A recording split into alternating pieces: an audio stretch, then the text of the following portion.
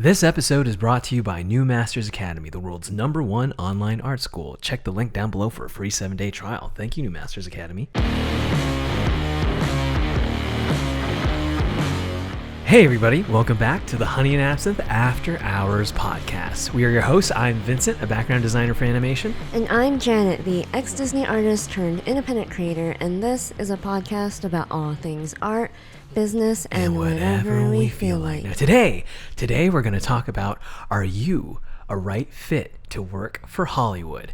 And I wanted to share this story that kind of gave us the idea for this podcast. So, yeah. But before we get into it, make sure to smash the like button. Over there. You're listening now and you're not doing it. Smash the like button. Over there. Okay. Now, you and I were talking while we were in the car about this, time where one of our friends told us, hey, I have this guy who wants to break in, and why don't you have a chat with him because he wants to be a background designer, and I'm a background designer, and we were just really talking about this, and we just thought of a really interesting topic that spawned out of it. It's are you a right fit? Because in a way, that's what that conversation turned into. Yeah. All right. So I needed to meet this dude who wanted to work in the industry. So we set to meet at this really nice burger place in Atwater Village, Morrison's Burgers. Really awesome burgers. And we met, and really awesome dude, really talented guy, really sweet. And he showed us what he was up to, and he talked about how he knows our mutual friend who works in the industry, and he really wants to work there too. And he just seems like he was really enthusiastic about being a background designer. So he showed me his portfolio. It was good. I think there are some notes there that I think a lot of artists should keep in mind if they want to make a background design portfolio. What I saw was, for the most part, really good drawing, really interesting color choice, all that kind of stuff. Yeah. But in terms of variety, it would be awesome to see more depth and more different types of perspective, because it was mostly like one point, which can end up really flat. And there's a lot of balance between trying to make something look stylistic, which can tend to look more flat or really dimensional. Yeah. You could think in your head like all the shows that are super like futuristic and like really push perspective, or the ones that are really flat and rely on design. But variety is key, I think, when it comes to making a portfolio. So for animation, especially, because you want whoever's looking at your portfolio to see, oh, I can plug this person in and they can be a right fit. So that was like my main notes. It's notes I tell a lot of people, because it's one of those things where when you're starting out and you're drawing, and you're first starting out trying to make a portfolio for animation, you kind of just pick one style and you go with it, but you kind of have to be a little bit more malleable than that to work. To show your full capacity of what you are able to do. So for example, you worked as a storyboard artist in different kinds of shows, even as they call it in DreamWorks, a hub person who kind of like draws storyboards or revisions for pre-production stuff, or stuff that's about to come out. Yeah, or just helping whatever show needs help. Right. So that required you to work with many different styles. And what was that like?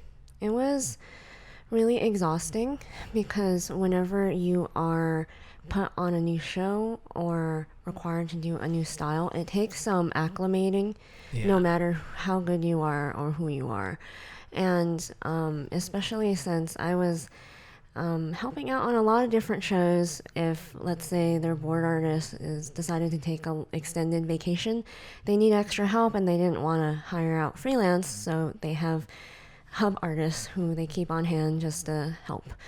And it's also a way to keep your talent, so that once their show ends, because I was on a show that ended and they couldn't place me right away, so it's a great way to keep me hired so that they don't lose me to Disney or whatever other studio. But the key to being a good person in that position is to be able to be malleable in terms of style.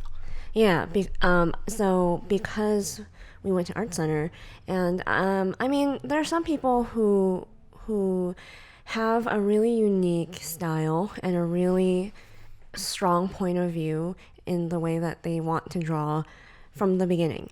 But I feel like 80% of people are not that, especially when you're young and learning in school. So You're just trying to figure it out. Yeah. So one of the things that most people are people who are trained to draw in many different styles. At least if you have a good drawing teacher, that's what they'll train you to do. Even if you have a really strong point of view and really strong style already, they'll try to force you to, well, like, that's great, but try these other ones. And I would like jump on all these different shows, and it was really exhausting because I think the first week of working in a new style is the toughest. Yeah, I think the first month or two of being on board of any new show that I've never been a part of is always the most difficult, but always the most stimulating, because you're really working towards like being a good fit, and not only that, just going through a workflow that fits with you, because it's different with every show. But that was my point. I think most of his notes were simply it would be nice to see more variety, which is like a note that I think benefits a lot of people. But there was something really interesting about that, about this whole meeting with him, that was basically that started this whole conversation, and it was, he was writing his notes on this really, really, really pretty notebook. Yeah. I was there. If you ever see us, we're always together. We do everything together. So like if you see Vincent out in the wild, I'm probably nearby somewhere. But I was there. I tagged along because it is a really great burger place, and I wanted a burger.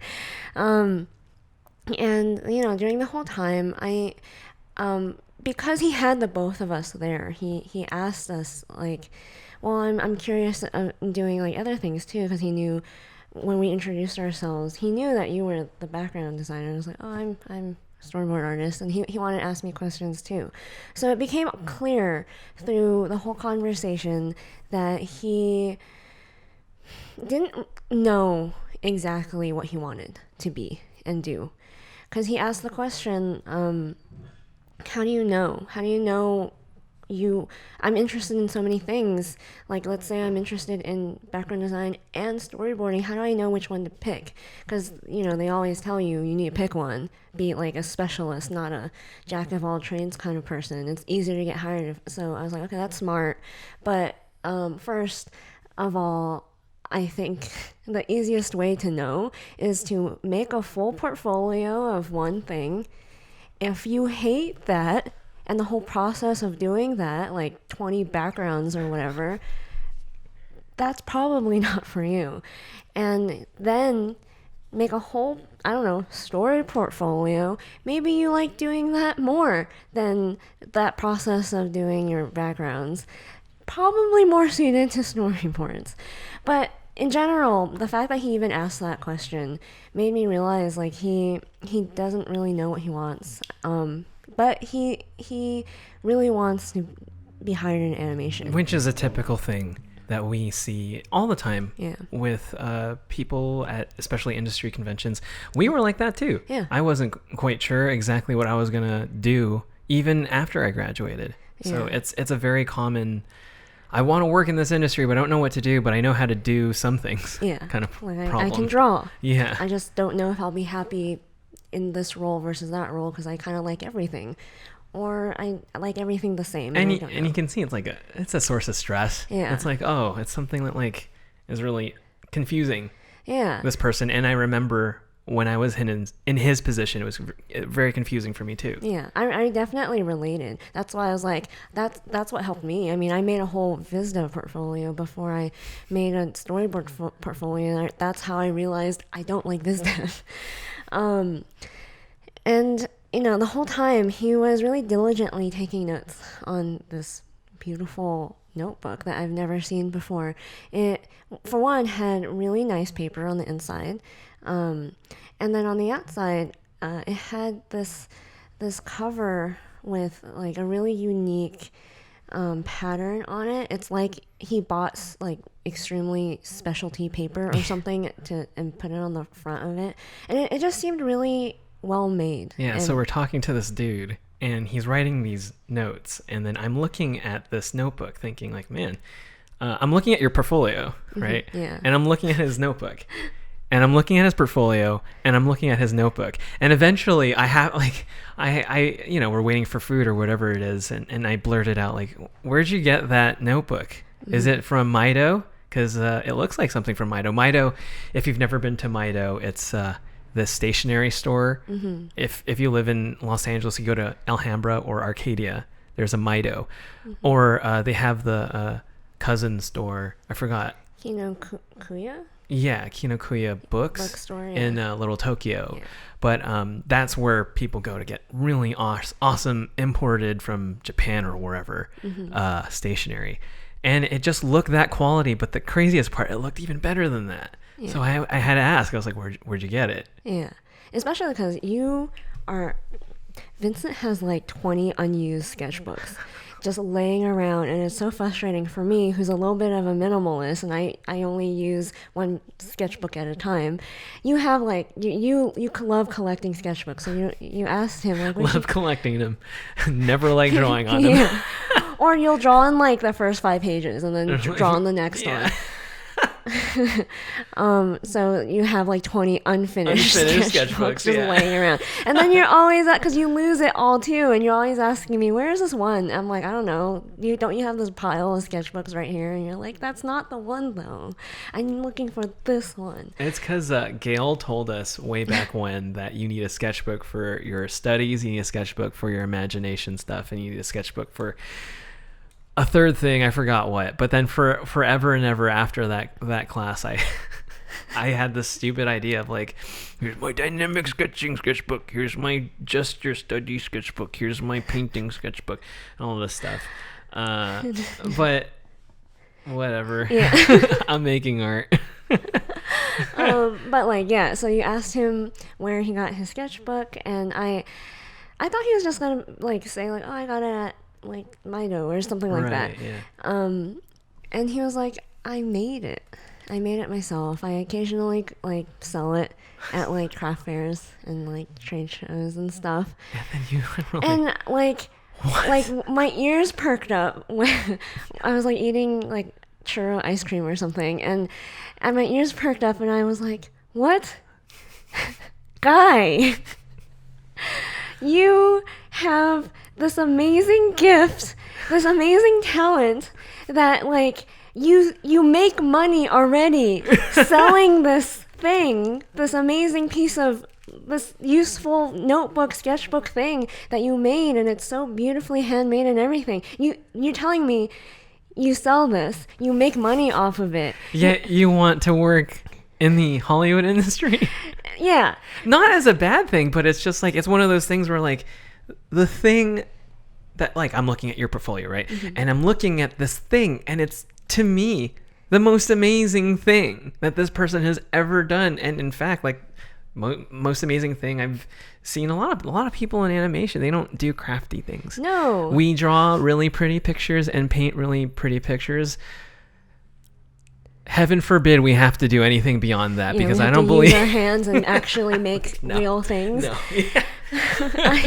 I was like, you don't realize, like, I can't do that. Yes. Like, so many people can't do that. Yeah. You have this amazing talent. Why do you want to... Why do you want to do this? Why do you want to do this? Why do you want to like struggle so hard making portfolio after portfolio, reaching out art that looks like everybody else's art, because you know, this is what we got to do to work. I mean, but then you have this original, amazing handmade thing that you're already making money off. That's your thing. Yeah. Animation is not paying you. Animation is just like making you feel bad about yourself, and like you're you're constantly making, like, spending like hours, weeks, months of your time making this portfolio that is not making you money. And then I know the whole thing is like, oh, well, I can be making a lot more money one day doing animation than, making notebooks. Really? I don't know. This notebook, if you scale this, can be a really amazing big business if you can sell all of them. And Okay, then how would you scale it? how would I scale Yeah. it? I would either one, if he already has a lot of interest, manufacture it myself and sell it to an audience and make a whole like Instagram account dedicated to just the notebooks as a brand, and then You take sell the it that time, way. take the pictures yourself, get lights. Yeah, Even borrow your friends' lights. Borrow our lights. I don't show care. the whole process of the making of, the fact that it's handmade is kind of really amazing. Yeah. Or that how much thought you put in choosing the kind of paper that you're gonna put on the cover and the insides. Yeah, I would document everything. Everything. Because it would be fascinating. And Yeah. it's content. Yeah, You know? content that you can constantly put out, and then it helps market your notebooks. And then artists like us will be like, oh, I need that notebook. And then you're walking around the coffee shop and like, you're looking around and you see somebody drawing on that notebook and you're like, I know that notebook. And all Yeah. of a sudden you have brand recognition. Whoa. And yes, it'll take a lot of work, but potentially you can be making a lot more with your notebook business than in animation. So I was like, Guy, what is wrong with you? What prevents one from like seeing past it? Like, I think we talked about, well, for me, I think we talked about how people really need to have like a job, like a corporate job, let's say, to legitimize their talents. Yeah. And I just think that this is one of those instances where I'm like, oh, dude, you have something amazing right here, Yeah. right there. And I just don't see why they don't see. Yeah, I think it's just like they see it as like a hobby, as this fun thing that they do that can never be turned into a livelihood or like their main thing. Or maybe they're not, they just don't see the potential in it. So they gravitate towards what society is pushing everyone towards from the minute they start grade school, and it's to train you to be a company employee, to be an employee. The world doesn't train you to be an entrepreneur. They tell you to shut up, sit down, be quiet, listen to what I say, raise your hand, ask me if you are allowed to go to the bathroom. Everything is like controlled, and they're training you to be an employee who is very agreeable and very nice and doesn't cause problems. Whereas like all the people who naturally would be more like an entrepreneur type is not gonna play by the rules. They're going to be really bothered by the fact that they have to raise their hand and ask to go to the bathroom. Or they'll figure out easier, smarter ways to do something and then get in trouble because they took shortcuts. Like that's just how it is. So I think most people, they are go to college or whatever, and they just kind of accept that like this is the natural path. And there's no other way because everyone is telling me that this is the way. And that's completely what happened to me. And it's perfectly okay too if it is just a hobby. If this notebook making thing, even though I think, man, I wish I could help you turn that into a really big business, but She can do it. She knows how to do it. But Check that PDF thing that Jan always likes to peddle. the 8 steps to launch your online store PDF free guide. But if it is a hobby, it's a hobby, and then you want to, get into animation, and you're doing the whole thing where you're like showing your portfolio to people like us or whatever, hoping that we can either give you some advice or maybe recommend you or something, whatever. But, for me, I always also had side hustles just like him. And, in school, when your teachers are telling you how to make a portfolio, you have like your portfolio for whatever it is that you want to do. And then they always say, include some like extra stuff in the back that's like unrelated. And to impress them with the other things that you can do. And I think most students treat that like, oh, then I'll put my like life drawings and animal drawings and sketches. Most students want to flex. Yeah. Yeah. Yeah. So like my first few portfolios were very much that. I'd have like either my VizDev or my storyboards right at the front, and then at the end I'll have like really academic drawings and be like, hey, I can draw. But then, you know, I had made so many portfolios and over and over again. I didn't want to do that anymore because it wasn't. I would do these interviews just like this guy did, and I would notice they'd flip through the portfolio pretty fast, kind of not paying attention. Like, I mean, you know, when you're kind of like us, you can kind of tell immediately whether someone can do the job or can't do the job. It doesn't. It's less about the actual portfolio and more about the interview process.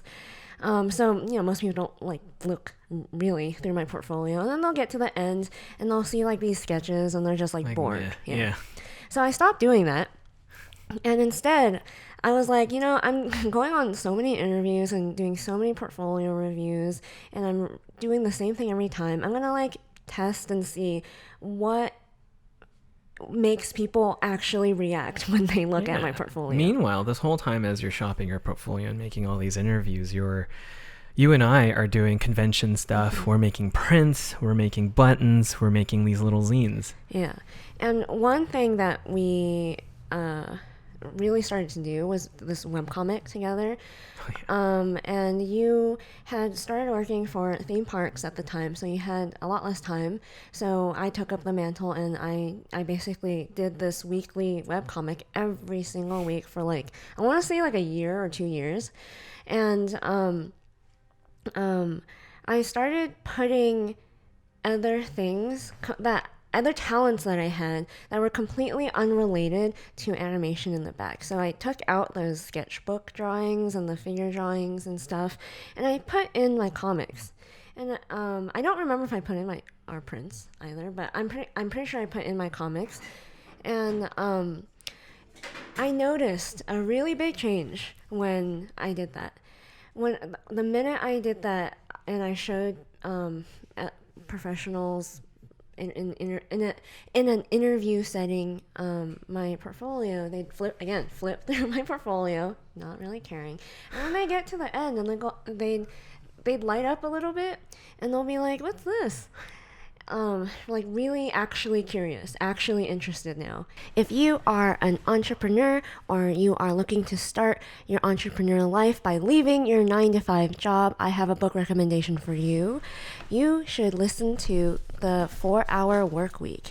And if you don't have this book, and since we don't have time to read anymore, head over to audibletrial.com/the Honey and Absinthe podcast to get your free Audible trial, where you will get 1 free audiobook or 2 free Audible original audiobooks, so 3 audiobooks in total. And if you have a hard time choosing what to listen to the 4-Hour Workweek. So audibletrial.com/the Honey and Absinthe podcast.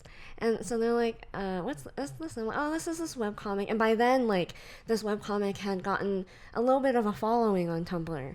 And it was growing really fast. And I was like, oh, this webcomic that I do, and it's kind of well known on Tumblr, online or whatever.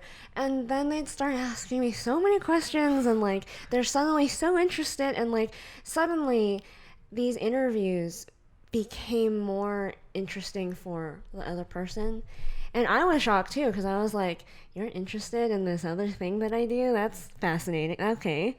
And you know, that's like, once you start working, you start understanding why. Because, like, again, we can look at most animation art, everything for the most part looks the same, and we're just like, we know if you're good enough, if you're not good enough, if you're the right fit or whatever. So we don't really care. Honestly, like when we're looking at portfolios, we don't really care. And but then when you have something that is uniquely yours and something that took a lot of work for you to figure out how to do, like a children's book, a comic, whatever, it's so much more fascinating for us. We finally like take the time and look, and we're like, wow, you made this? You know, it's almost like, oh, this is what you actually like to do. Yeah. You know? Yeah. On both sides. Yeah. The person interviewing you is like, I'm fascinated because I think that's interesting. I Yeah. want to be doing that instead. Yeah. Meanwhile, you are also the same. You're like, I wish I could be doing that instead too. But that, yeah. So because I had that experience, it's like maybe your side hustle can help you get hired. Because I definitely feel like it was a contributing factor to, like, I'm not as interesting of a person without all the other things that I do. Yeah. And that's who people are interviewing you to know that, like, you're a cool person to work with. Not necessarily if you're good enough for the job, because it's pretty simple to know that. It's if we can all work together day after day after day after day. Yeah. That's the thing. But, you People know, are concerned about. Yeah. because that was my experience, and I saw that in this guy, I was like, man, there are some people who really need to understand who the kind of person that is right for Hollywood and the kind of person that isn't. And there are some very clear factors Right. that you can evaluate about yourself and about the industry. For example, if you are a God-fearing American, red-blooded American, passionate about your home, you're going to hate Hollywood. You're going to hate it. You're going to hate it. You're going to hate working there. And we've had actually comments. I remember there was a comment of like, someone reacted to your Why I Quit Disney video, and they said something like, oh, I work in a creative job somewhere, I think in Austin or wherever it is now, because I couldn't stand working In California. in California with you Californians. Yeah, we mean that literally. Like, if you're kind of patriotic, you love this country, You're gonna hate it. yeah. You're gonna hate it. The amount of people who take a big shit on America On a daily basis. It gets annoying. Yeah. 'Cause it's like, okay, great. You're saying that as you work for one of the biggest American corporations. $1 billion American corporations ever. All right, whatever. Sure. But But if you like community, oh yes, yeah. If you like being in a group setting, you like people, you don't like being alone, then animation is better for you. yeah. A lot of the people in animation, they seem to just only hang out with each other. Yeah. It's, I mean, I think cult is too strong of a word. I think fraternity is what we always like to say. The Hollywood fraternity. Yes. And if you really like ladder climbing, and I know that is kind of a really businessy term, and let's be honest, business and adult life and working at a company is not as adult as it seems. It's if you've ever grown up and gone through high school, it's the same thing, just with older children, people who like to pretend like they're not. But we're all artists. We're a little bit immature. We have a childlike wonder in us, in all of us. And I think artists in general are a little bit less mature than like other people. But so including ourselves. Yeah. I'd say. Yeah. I mean, we're weirdos. Yeah. So a good way to think of if you like ladder climbing is, do you like clicks? Do you like being the person in high school who is always doing things in order to be accepted into the popular group? Because if you do, You're going to love working in Hollywood. yeah, there's a lot of clicks. That's what it's all about, man. Yeah. And just like in high school, there are certain people who, no matter what you do to try to be accepted and try to be brought into the popular group crowd, they will never accept you into the group. You're always going to be on the outside worshiping their feet. And like honestly, that's not like it's not like a knock on people who like to do that. It's just if you have to be aware of who you are, and if you like that, then animation or being an employee, being in the Hollywood fraternity is probably really good for you. Yeah. Like just that's most likely just a fact. And if you really value self-expression, for example, Yeah. I don't know, my oh God, I can't believe I'm going to do this, but you know, one of the biggest nebulous questions you ask any one of us is like, what is art? And then especially ask that to an industry person, they're going to have their heads explode. Like, oh, I don't know. They're going to come up with all sorts of things. But my definition of it right now, and it always changes, right? Because we're, growing people. Yeah. And we always try to like improve the way we see things. But right now, what I think art is when you're making art, it's different from when you're designing something. Yeah. When you're designing something, you're doing it for somebody else. Yeah. You have a means to an end. Like you have a clear goal in mind, and this needs to be designed. And if your design doesn't exist, then this thing that it's needed for won't exist. But art is, to me, more like a selfish thing. Mm-hmm. It's more like, I need to do this. I need to make art because there's something inside that's bothering me, let's say, or there's something inside that I can't put into words, and I need to like just it somehow. Yeah. It could be with pencils, it could be with crayons, paint, music, guitar, piano, whatever it is. Mm-hmm. And you have your moment. You make a song, you make a painting, you make a zine with poetry and photography, and you like made some really cool silk screen patterns with it. Whatever, you express yourself, right? Yeah. And then you have this thing, and then people, your audience, gets to love that thing that you did because maybe they relate to it really hard. This feeling that you had bottled up inside, now it's a thing. People are like, oh, I felt that way before, or oh, I can relate to that thing. I understand that thing a little bit better. I understand you a little bit better because you made that thing. Mm-hmm. Or people hate it.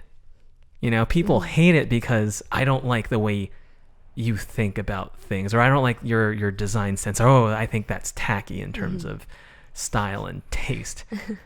But at the end of the day, I feel like making art requires a lot of vulnerability because it is pulling something out of you, whether it's something you're proud of, something that's ugly, or something that's beautiful, or something that's touching, whatever. You're pulling it out of you, and you're letting the whole world look at it. Yeah. Well, see, that's what art is to you, because you're kind of a crazy person. You guys, me and Vincent can't be any more different.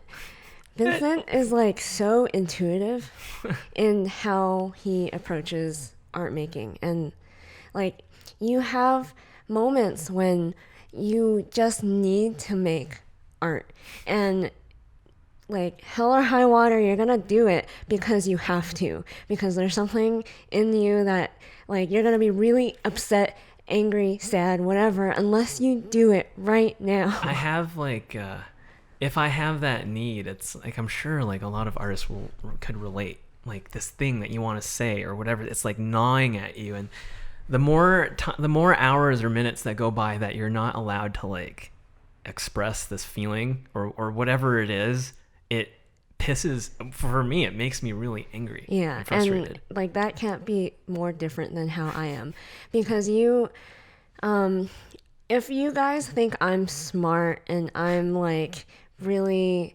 logical, or like the way I think about things is very like you're a quintessential nerd, I guess, very like 1, 2, 3, like you seem different from that. Like you're not a nerd, you're not like you're bad at math, for example. Oh, terrible. and more academic things. Yeah. So I think it's easy for people to just label one a nerd and one like not as smart or whatever. But I actually think you're so much smarter or like talented than me because of how intuitive it is for you. Like I have to think really, really hard to do something.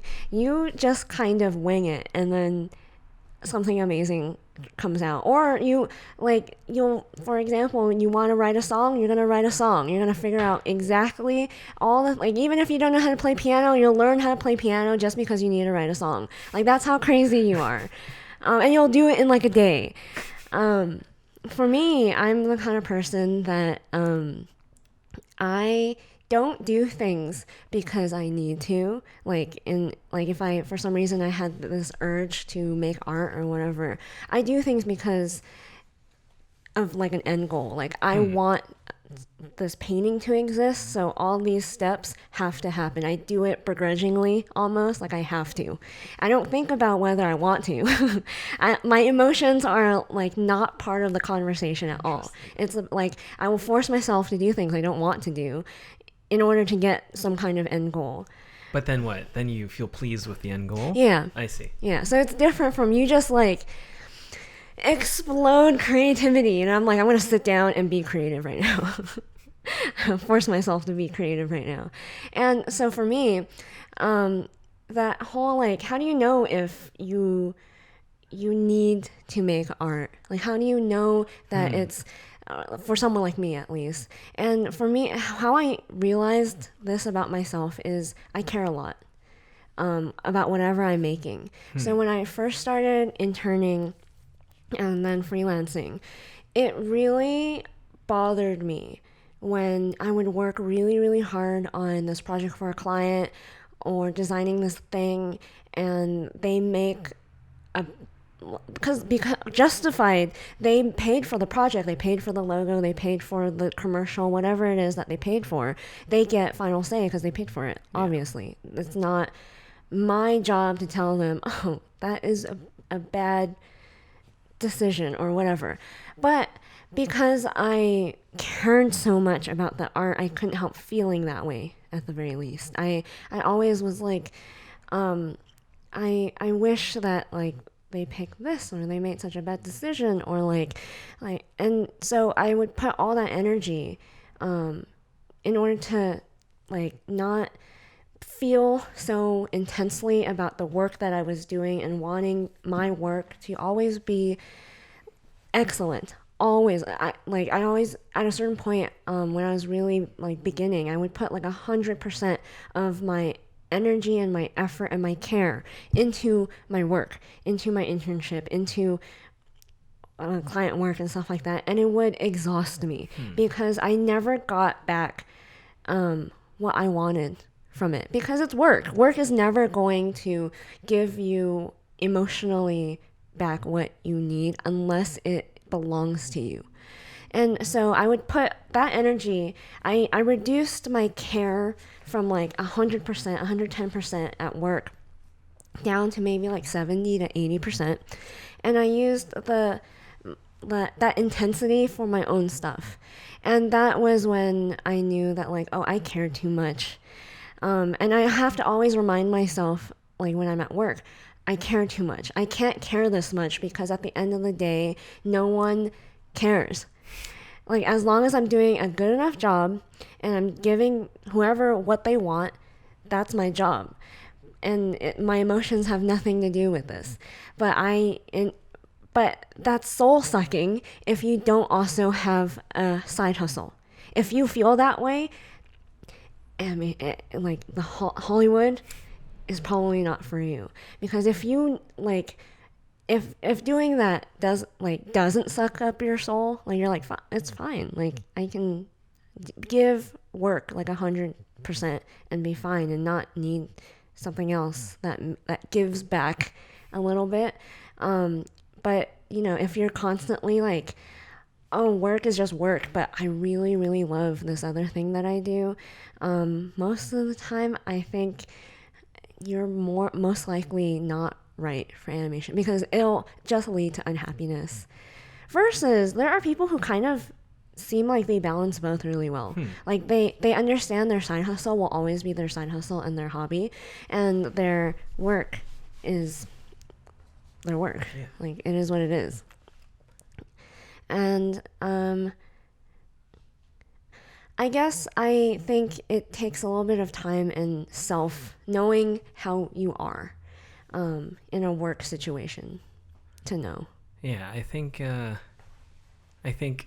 this is such a weird thing to say, but like a year ago, I finally had the I surrendered to the idea that the art that I'm doing, or all this design that I'm doing for my job is work. And like, it's okay not to feel, because I would feel a little ashamed that like, man, this is like, I'm trying to make this thing look awesome, but I don't feel like it matters at the end of the day. Like, I don't even know for certain projects, like, I don't even know what difference this makes. Yeah. And like, especially with the show, I'm not even sure how many people are going to see it, or if it'll even, like, I was in pilots before, I'm not even sure if the show's even going to be any good, but I'm putting like my heart and soul into it. After I made that realization, I understood that like, maybe I won't get rewarded in that emotional way from work ever. Yeah. And maybe I'll have to do something outside of work that is fulfilling. Now, the problem that happened after I came to that realization was it became a lot harder for me to draw, because it's hard for me to enjoy drawing when I work. I'm at that point where I can't really separate the two right now. So, which is why I talk about all the time, I'm making music, and I know one day I'll draw again. This happens to me all the time. Like you said, I'm this weird person who loves making videos and little home movies and music and little EPs and little drawings and comics. I do it, like you said, because like I have to. Yeah. You do it because what was it again? Like I want some kind of end goal. Yeah, and I do it because I have to, because the act of doing it pleases me and makes me feel, I don't know, it's some sort of satisfaction versus like, for example, designing something for somebody else. Yeah. And another thing that you're perfect for Hollywood is if you like power. You actually have a story. I do. There was this one time I met this person from work, and then we were just hanging out talking about like, our goals, because we were both fairly new at this job. And we went and had sushi together, and we were talking, and she said something like, yeah, I can't wait to be a big director so I can, have people grab me coffee and all that shit. Yeah. And I don't know, man.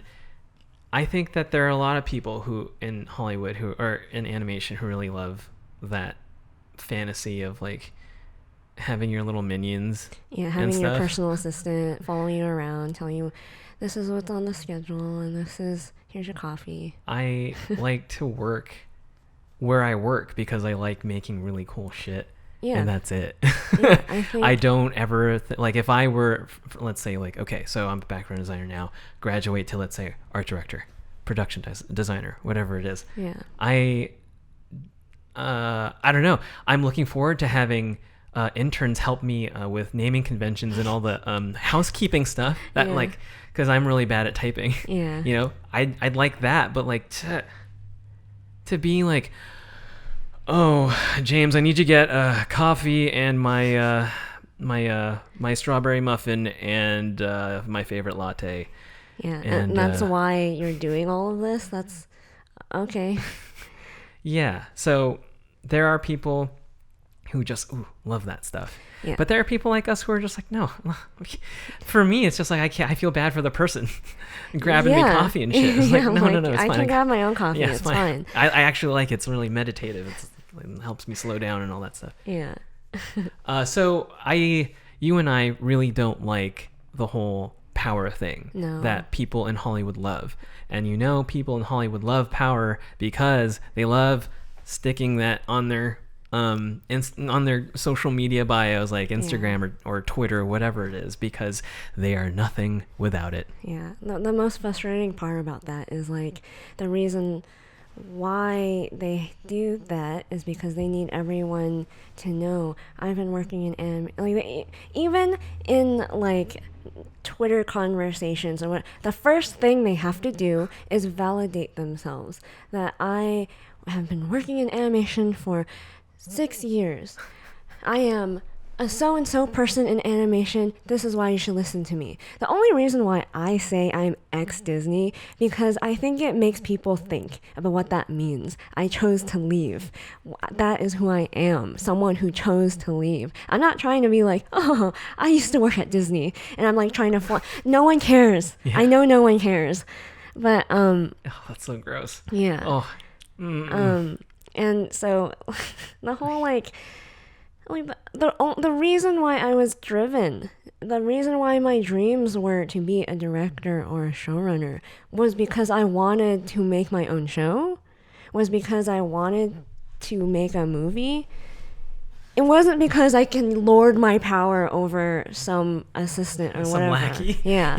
I was excited by like, maybe I'll have creative freedom. Yeah. Like all these really talented people are going to help make my project into a reality. Yeah, I'm going to like come into work and I'd be able to collaborate with like these people who are like maybe other storyboard artists who are going to help me like make this thing, and it'll be so great. I was not thinking about, one day I'm going to like, it'll be such a cushy job and someone's going to be able to like get me coffee.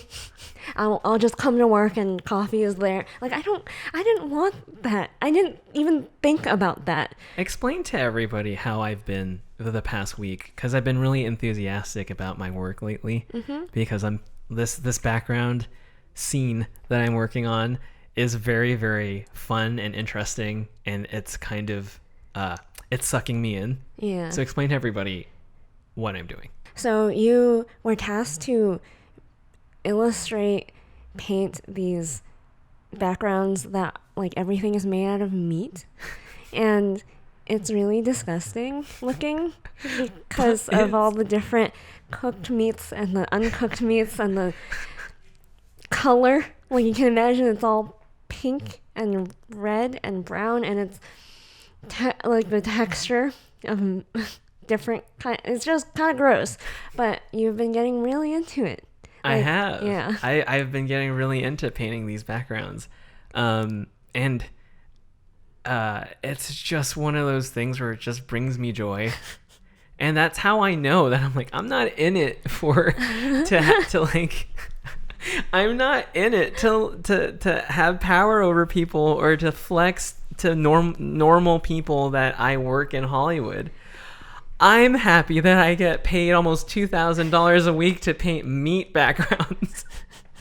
That's fucking dope, man. Like that's like Janet's whole thing is like, oh, look at me. I'm like doing my entrepreneurship. I'm living the dream, dare to dream, blah blah blah. Me, I'm happy to be painting meat backgrounds and getting paid good money to paint backgrounds of meat, of hot dogs and ground beef and bacon.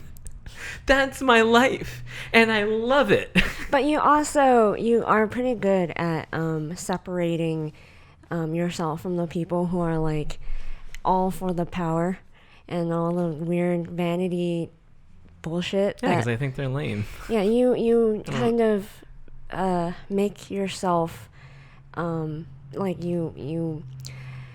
you make it your job to only care about the art and doing a good job, and it's kind of like what we were at its core, like what we were trained to do, right? Yeah. Like I always talk about this with you. We paid so much money for our education, and I think the biggest reason why, especially someone like you, became who you are is because you invested so much love and care and money, blood, sweat, and tears, and all that stuff into this creative thing that you thought this industry would be strictly just about creating awesome stuff.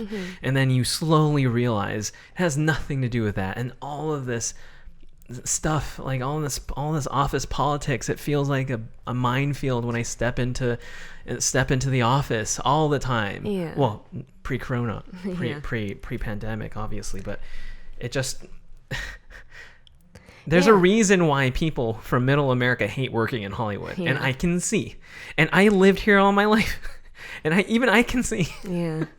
There I also thought, especially when I was like miserable and still like working in it in the worst situations, but designers in general can do that a little bit better than the storyboard people, because your job really is just art, is to make the art.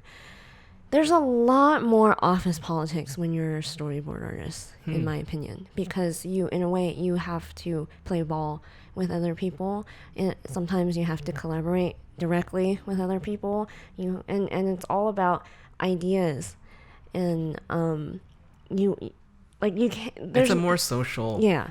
social design, social part of this machine, right? Yeah, Right. and I, to begin with, am not like super social or like good at handling relationships with other people. Like, I get exhausted after being at a party for like 30 minutes, because I'm just like, I can be happy and like enjoy the party, but then 30 minutes in, I'm like, I need to go home before I snap. And being in that kind of thing where there's a lot of office politics, even I think in the design department, in the art department, it didn't escape it. Right, but it's easier to keep your head down, Yeah. and just nod and go like, yes. Yeah. I'll clap my hands if I need to. Whereas like someone like me, I really enjoy meaningful friendships, Right. and connections with people. So like I won't get exhausted if I really like you, if I really enjoy talking to you, if you're genuinely a genuine person and like a good friend who I can talk to for hours on end or whatever. I won't get tired. And like that's so important to me, I guess, and that I never really like took seriously, because it's like, why would I? Like, I'd be like, oh, the nature of working in a company is you need to be around other people. I can deal with it. But I didn't know how much like connection based relationships really affected me, I guess. Because like, look at me. Look at her. Look at me, you guys. Look at her. Does it look like I have many friends right now? I like every connection that you make in Hollywood is a connection. It's not a meaningful friendship whatsoever. I don't believe anyone who hangs out with each other, even though you work together for 8 hours every single day, and you decide, oh, I'm gonna hang out with you after work and on the weekends. God, what is I wrong don't with know. you I don't understand that, and I go like, why is this happening? I know this is just a connection. Like, think about any other job. Who's like that? I mean, I realize it's because most people aren't from here and they don't have friends. Yeah, so their only real friends are their coworkers. Except the same goes for the coworkers, and it's more out of not because you like each other, and it's because you need loneliness. Yeah, Right. You need people. Oh man, have you ever thought about what you would have liked to see different about at least the whole creative part of working in animation? Yeah, I thought about it a lot, because you have so many criticisms, you know? Yeah. I've worked at a lot of different size companies. One like as small as like a 30-person company or less, I think. And then I want to say the next biggest one after that was DreamWorks, and then finally the big corporation that is Disney. And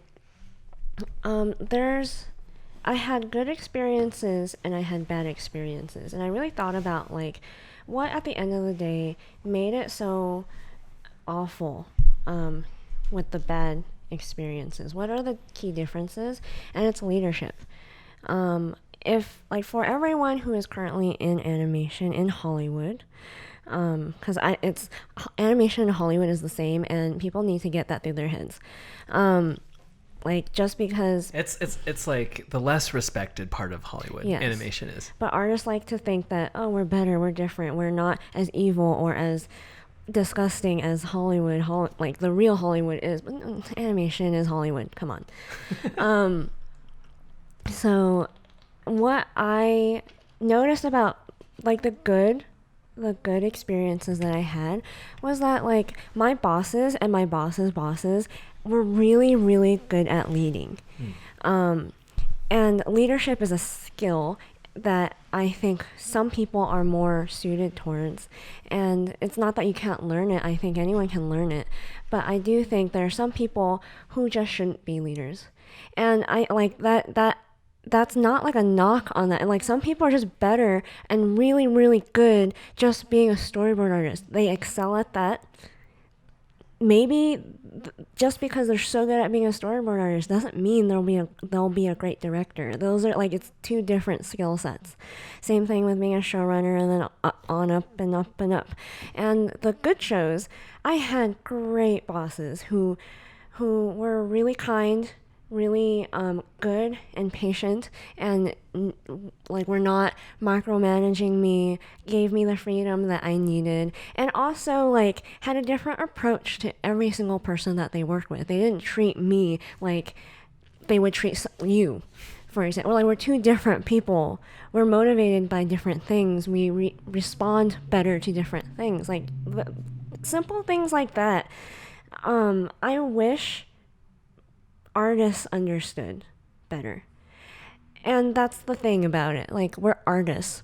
I think most of us are naturally bad at this, at leadership and at leading and at working in a group and all of this, which means I think there needs to be some kind of leadership training, like intense leadership training, because when things are really bad, it's because it came from the top. From the very top, and then it trickles down to the person under them, to the person under them, eventually to my boss, and then eventually it just makes someone like me at the lowest rung of the totem pole absolutely miserable. So like, why I left was I didn't think that this is something you can change. This is not something I could have changed in like a small amount of time. This is like a problem, like a company problem, usually. It's not usually a show problem. It's usually like from the top. Because like the directors have their showrunners, and the showrunners have their executives, and the executives have their executives, and it's just, it all comes from the top. And I think the way to make it better is like, there are good companies. Usually they're smaller because it's easier to control and not let things get out of hand. Bureaucracy. Yeah. But I mean, there are bad small companies too. And again, it's because of the person at the top, like leadership. And that's why it's like, when you do set out to go and do something like me, I have to understand that it is my job to be a good leader and to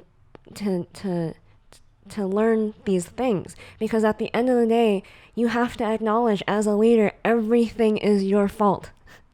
If someone like me at the lowest rung of the totem pole is unhappy, it's because of the leader at the top. Yeah, I think people think all the time the leadership position is about, letting like you have control over all these people because you're their leader and they look up to you.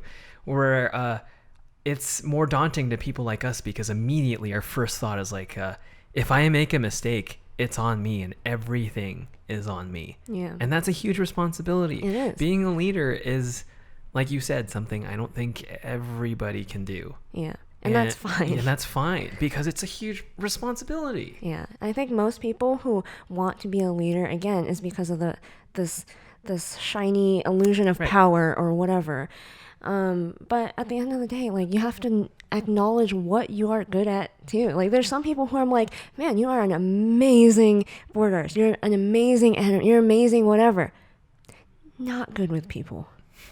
A little bit aggressive or insensitive or just bad at people. So you do your storyboard. That's what makes you happy. Why do you need to become a director or whatever? What does Jocko say about good leadership? First, you have to talk about who Jocko is. Oh, so Jocko is this Navy SEAL commander. He was a commander in Afghanistan, I think. And he, now, after he came back, he made a business mentoring people, other businesses on leadership, because he knows full well what could happen if you are a bad leader. You can die. Yeah. That's In the war. consequence, Right. for him. Yeah. And you have that on your conscience. Yeah, you said when you were having all these problems with, just like managing the company in its earlier phases, you read this book and you were thinking, oh, my problems are so small compared to other people's problems. Every time I struggle, sometimes I've been listening on and off to Jocko's book. Jocko and Leif Badman, his partner in his business, they were both in Navy SEALs, and they made this book called Extreme Ownership, and they talk about like all the lessons that they learned in the Army, and how that applies, all those leadership things that they learned applies in a company setting as well. And they mostly help company leaders be better leaders.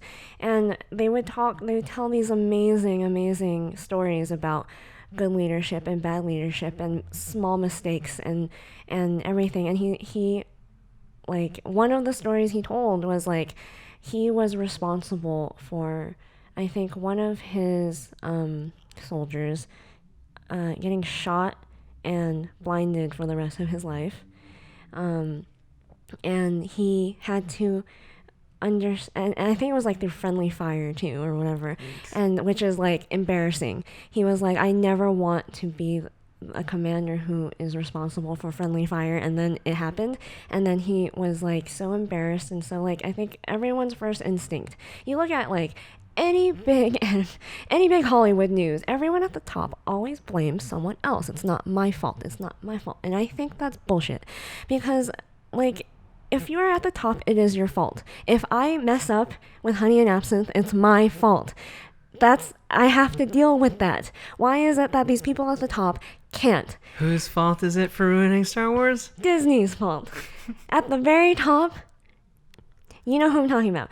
But so like he was racked with guilt, but like I'm sure people have died under his command, and like awful things has happened, and it's a lot of pressure to know that like, if you make one wrong mistake, people can die. So when he relates that to like business and all of the excuses people have for being bad leaders, I think about my own complaints. My own, like, when I'm lazy or when I'm tired or when I'm upset about something, and I listen to that and I go, I have no reason to complain. I need to like suck it up and realize my problems are not like that at the very least. But at the same time, I go like yeah, if he can handle like apologizing or admitting that like I'm not perfect, or I need to be a better leader when he does mess up, it's like, that's the sign of a good leader. There's so many times when one of the corporate things that I really hate is when people take credit for other people's good work, but when that person fucks up, they put all the blame on that person. So like, if I do a good job, my director or whatever is like, takes all the credit for it, which is fine. That's like my job, to make my director look good. But then I really hate it when like the director told me to do something and I did it exactly how he told me to do. But then like the showrunner or the executive doesn't like it. So it's all my fault now. It's not his fault. I just listen to it's all my fault. And when that's so, like, as a employee, like, you just deal with it and you suck it up and you realize, like, this is just part of the job. But it still sucks. It's still like, that's kind of fucked up that you would do that to me. But then like, you'll have bosses who don't do that. And you go like, I like working for you a little bit more than my previous boss. You have a spine. Yeah. Look at that. Like, I just, it's just appalling how bad artists are at this stuff. So that's, yeah. But what about the people who truly just don't fit? Because you can have, okay, yeah, I would concede that if there was intense, like, just good leadership training, like it was as important as the art, because it is, that would help a lot. But there are certain things about animation, like the social nature of it, or just, you know, the fact that, like, you're doing a lot of art, some of it is really stuff that you're proud of, some of it not really, it's just work, right?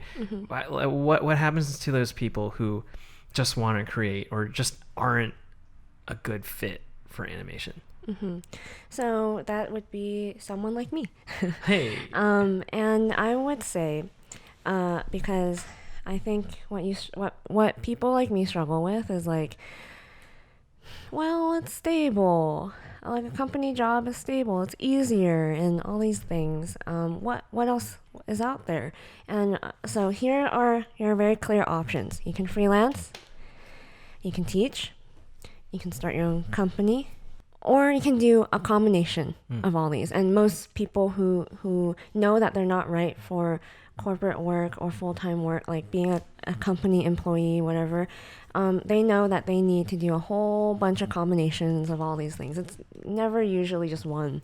And I'll be honest, it's hard. It's harder. Like, it is easier to go get to be an employee.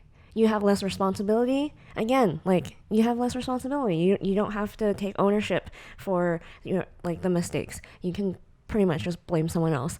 It's like, you have certain things guaranteed for you, or so you like to think, because there is nothing stable in this world. And, like, I don't know why. The older generation always likes to remind me that, like, oh, you get healthcare, and you get like a pension, and you get retirement, and, like, you're throwing all of that away. And I go, like, I can make my own pension, and I can pay for my own healthcare. Like, my goal is to be financially well off to a point where that doesn't matter. Like, I can make that, like, so you're trying to tell me you're trading your happiness, your time, your freedom for some kind of retirement when you're 65. So you're telling me you're gonna waste over, like, decades of your life until 65 to finally live. Okay, that's fine for you, not for me. Okay, don't tell me what to do. And that's what you're trading. You're trading ease for something that's harder to make on your own. But the thing is, again, you're trading your time and your happiness. And what I mean by time is not, like, just a few years. You're trading your time on this earth. Do you know why it's easy for me to make these difficult decisions all the time? Oh, it's because you have a certain philosophy, right? Yeah. So, and I came to this conclusion recently, and then you told me you believed in that all your life. Yeah. And I am a very neurotic, anxious character. I think about death a lot. Yeah. A lot. And you worry about it. A lot. But then I came to this this is ridiculous. I think I was probably washing dishes or something, and I was just, like, thinking about things, and I was thinking, like just doing my whole round of, like, oh no, what happens when all of this is over and this movie that's playing through my eyes disappears, what happens after that? All that usual crap that I always complain to you about. Like, what happens? And then I thought, oh, are there things worse than death? And then I thought, like, what if? Because everything is your fault when you drive a car, especially in Los Angeles. Especially like if like you hit a pedestrian. Let's say I hit a pedestrian. God, heaven forbid, I hit somebody like, I don't know, young. Yeah. And then I have to live the rest of my life with guilt and, I don't know, some sort of like regret because I did something awful for the rest of my life. And that just has to live with me forever. I don't know. I'm sure you could, in your imagination, think of all sorts of situations that like, maybe, oh God, this is getting so dark, but death would be preferred. No, but then I told you this. I told you like, babe, I just thought of something. You know how I complain about death all the time? I just realized sometimes there are things worse than death, and maybe instead of me worrying about death all the time, I should just be focusing on living a good life now. Because who knows when something, maybe to no fault of my own, will happen to me and I will regret it for the rest of my life. Or it will just rack me with some sort of guilt for the rest of my life.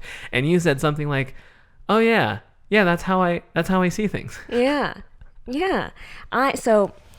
I'm very good at making quick decisions and difficult decisions because I ask myself this simple question. Let's say the situation is I either decide I do this or I don't do this. I ask myself, if I die tomorrow, will I regret it? Which decision will I regret more? And then I pick the one that I don't regret. And that's that. And, you know, that's a very real possibility for all of us.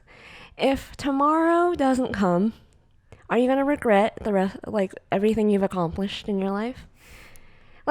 Would you think maybe this time would have been better spent doing something else? Yeah. And maybe the reason why I think this way is because I've had a lot of near brushes with death.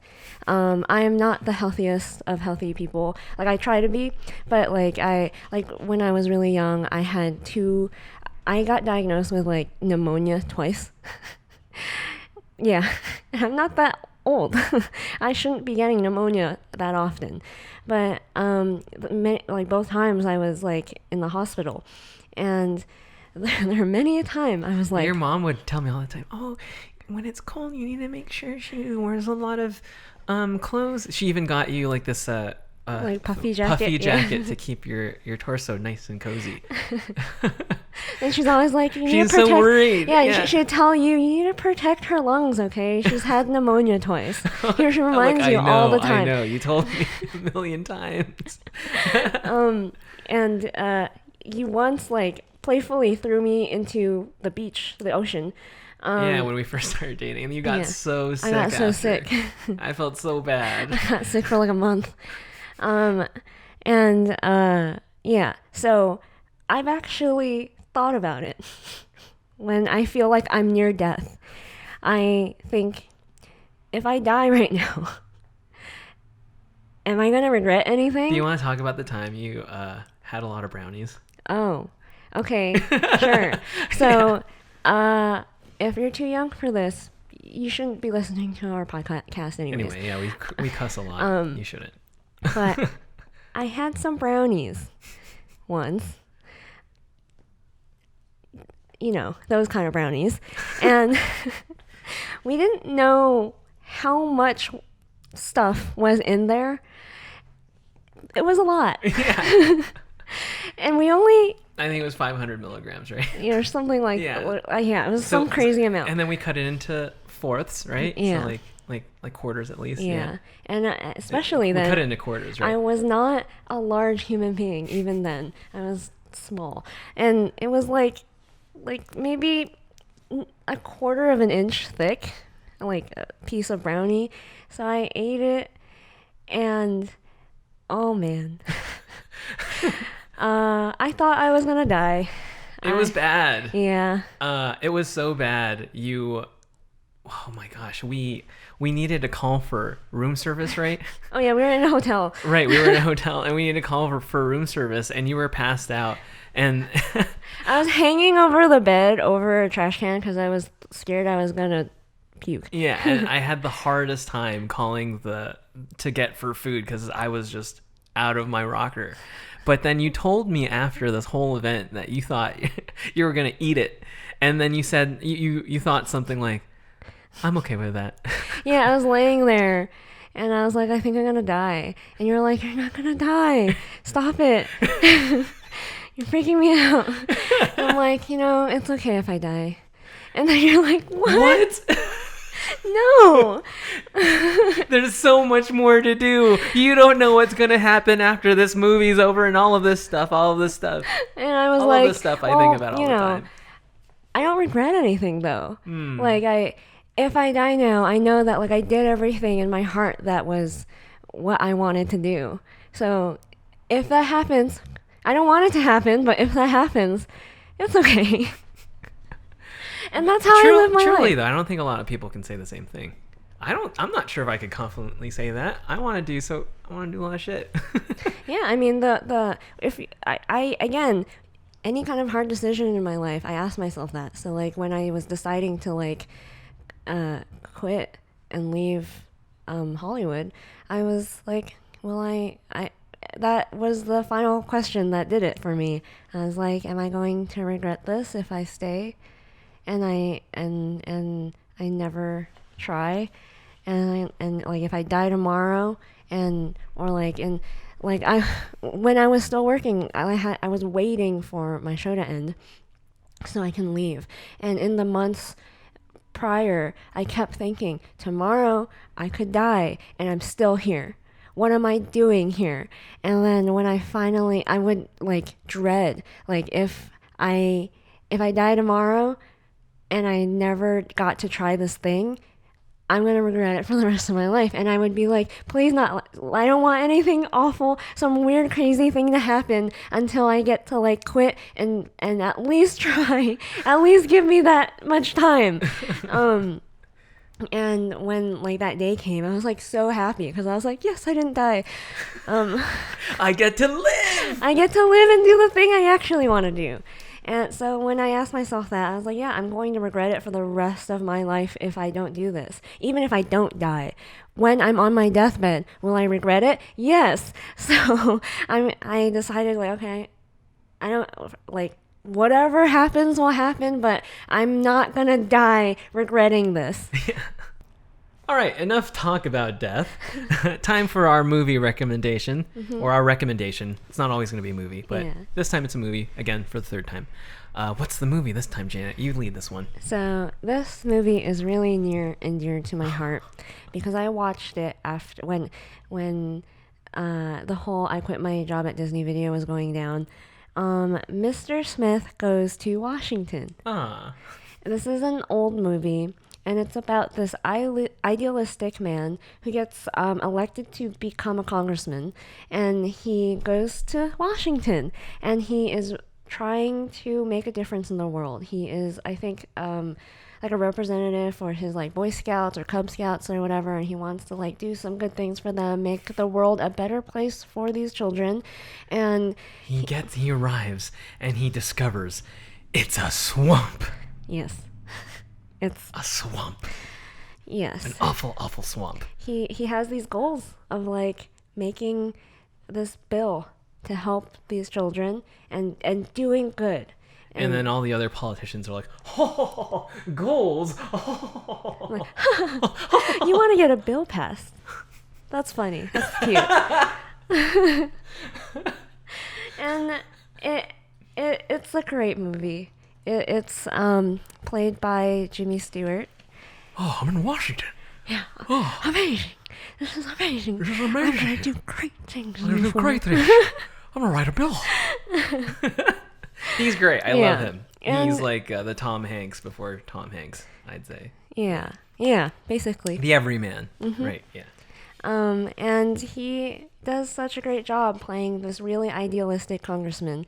And everyone else too do such a great job portraying what it's like to be like, the kind of people who are perfect for Hollywood, or the people who are resigned to their fate, and this "it is what it is" kind of attitude.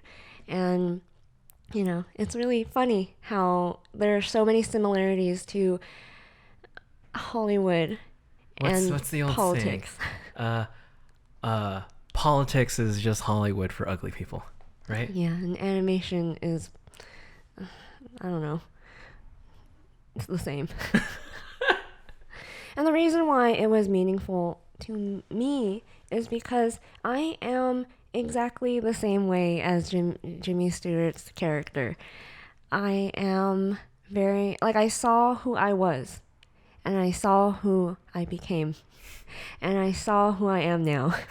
And I was like, man, that's like him going to the Capitol is like me just graduating from university and being like, wow, look at these studios. I'm working for DreamWorks. I'm gonna do great things. I'm gonna try my best to make this world a better place. How to Train Your Dragon. And then people always say, like, what, did you not have teachers that told you how it was? And Jimmy Stewart had people that told him, haha, you're cute. You're so idealistic. You're gonna do so much when you get there. Yeah, just wait till you understand the process, truly the process of what it is to bring a bill to the floor. And that's the attitude of all our teachers. And still being idealistic and being like, I'm gonna change the world. You're like, haha, I don't believe you. I'm gonna try. I am different. I'm different. And then there's this other character in the movie that is in a way his mentor, but is also kind of the villain of the movie. And he was exactly the same way, and Jimmy Stewart's character looks up to him and is like, you did such great things, you stood for something in your time, and just really, really respected this person. Right. And now they're just resigned, and in fact, they are trying to ruin him. Right. Yeah. They're the antagonist, and they do everything. They do everything to force Jimmy Stewart's character to be just like them. Be just like them, but he refuses. And everything that's happened to me, funny thing is, every single thing that's happened to me happens beat for beat in this movie. And you wept at the end. I cried because of how inspiring and hopeful and tragic it all is. It's kind of sad and happy at the end. And it's really good, especially when you get to the filibuster, is all I'm going to say, because I don't want to spoil it, but once you get to the filibuster, it gets really good. All right. I hope you enjoy that movie and enjoy this podcast. If you saw the movie, let us know what you thought about it in the comments below. If you like this episode, make sure to smash that like button. Head over to honeyandabsent.com to pick up some merch if you would like to support us. I am wearing the Hustle shirt today. And yeah, again, I have a free guide if you want to learn more about how to use social media to launch your online business. All right. See you in the next one. Bye-bye. Bye-bye.